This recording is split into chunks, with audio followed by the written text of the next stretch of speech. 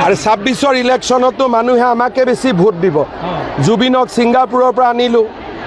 জুবিনক ইমান ধুনীয়াকৈ আমি অন্ত্যেষ্টিক্ৰিয়া কৰিলোঁ জুবিনৰ ন্যায় দিম চাৰ্জশ্বিট দিম গতিকে যদি মইতো ৰাজনীতিৰ পৰা জুবিনক 1000 কিলোমিটাৰ দূৰত ৰাখিম কিন্তু যদি জুবিনৰ নাম লৈ কোনোবাই ভোট দিয়ে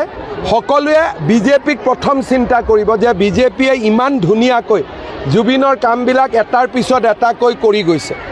কিন্তু মই জুবিনৰ নামত ভোট নিবিচাৰোঁ তেওঁ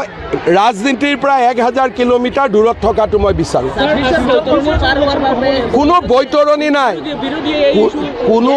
কোনো এইবিলাক ইছ্যু নাই এইটো ইছ্যু বিৰোধীয়ে জীয়াই ৰাখিছে এগেইনষ্ট হিন্দু ছ'চাইটি অখিল গগৈয়ে জীয়াই ৰাখিছে not against BJP against Hindu কয় জুবিনৰ জাতি নাই কি তেওঁ অসমীয়া নহয় জুবিনৰ ধৰ্ম নাই তেওঁ কি হিন্দু নহয় তাৰমানে অখিল গগৈৰ দৰে মানুহবিলাকে জুবিনক বিজেপিৰ বিৰুদ্ধেতো ব্যৱহাৰ কৰি লাভ নাই বিজেপিটো ইলেকশ্যনত জিকিবই হিন্দু সমাজক দুৰ্বল কৰাৰ কাৰণে ব্যৱহাৰ কৰি আছে